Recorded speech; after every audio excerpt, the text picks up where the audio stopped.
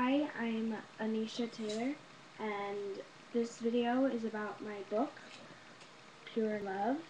It is written and illustrated by me, and I just wanted to read it to you. In an almost perfect world not too far from this one, there is a man and a woman who meet, and when their eyes met, they both had a funny feeling that they could not control.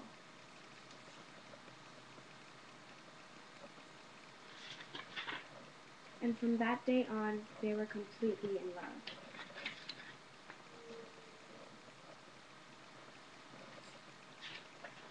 They felt like they were meant for each other in every way.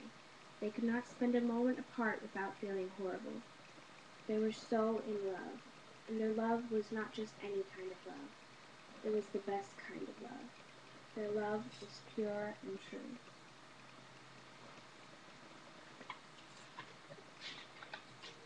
She loved him, but only he knew that they could not be together forever.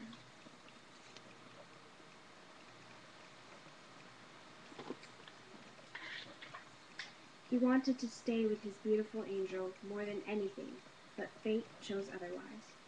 So he had to leave her, even if it meant that he would feel dead inside for the rest of his life, because he had no choice, and he was running out of time.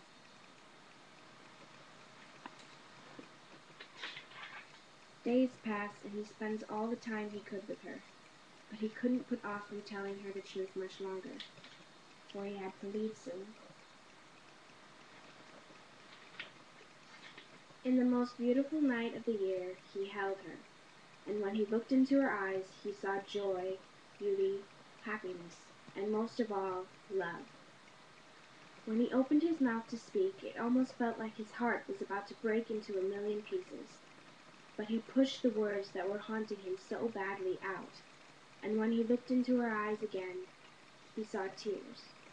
Tears of pain, sadness, and the darkness of a breaking heart. The pure agony of being in love with him, so deeply in love with him. When the time came that he had to go, she waited. She felt as though her heart would go with him, and that she would be left with nothing but a dark black hole of emptiness, where he used to be. But she still had to wait. As he watched as her tears flowed down her face, he tried to hold back the tears that he felt like shedding. He looked straight into her eyes and said, "I love you."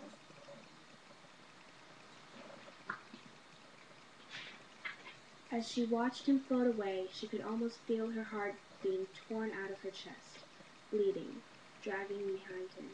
She was in pain that no words can describe. She was done waiting. She looked up at the last glow of the man that made her feel happiness, the man that she loved with all her heart, and died inside.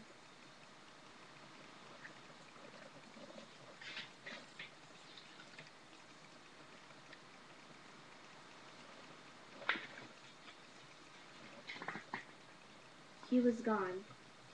She was alone. She felt horrible, dead, empty, lost.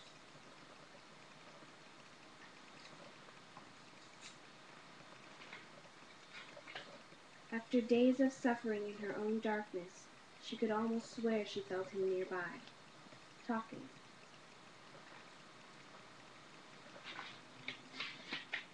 She thought she was dreaming, but when she looked up, there he was, but barely. It was almost like he was calling for her. She wanted to go to him, but she did not want to have to leave her world. Then her heart knew what it wanted.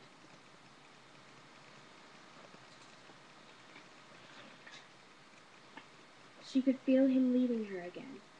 Then she was floating in the air. She was becoming human. She answered his call. The next thing she saw was Earth.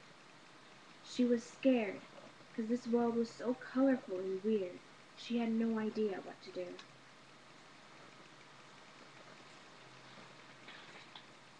He looked around to see if she was there, and there she was, beautiful, fragile, confused, So he ran to her, picked her up into his arms, and felt joy and happiness for the first time in days.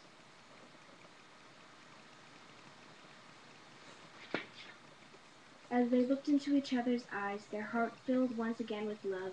They remembered everything about home and how much they both missed being with each other there.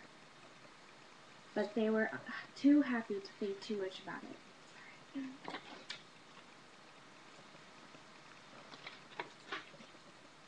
In the joy of everything, they kissed. Their kiss was so pure, so passionate, and so full of love that somehow, some way, their wish of living together came true.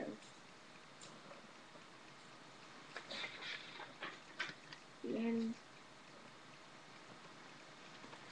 Special thanks to Farrell G. Bailey.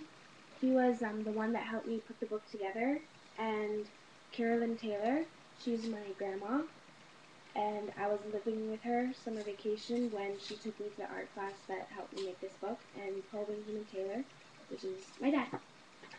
Sorry about the lines and the shaking, and sometimes I pause between it, but thank you so much for choosing the video, and this is my book. Thank you. Bye.